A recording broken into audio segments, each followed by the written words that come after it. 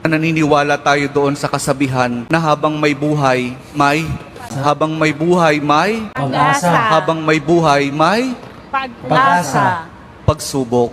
Dahil tayo katiwala ng Diyos, binibigyan din niya tayo ng iba't ibang klase ng pagsubok.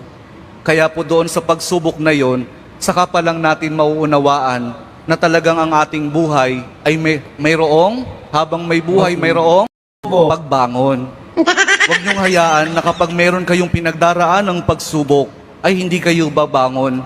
Kailangan meron tayong pagsumikap na pagtsatsagaan natin yung ating mga pagsubok na pinagdaraanan.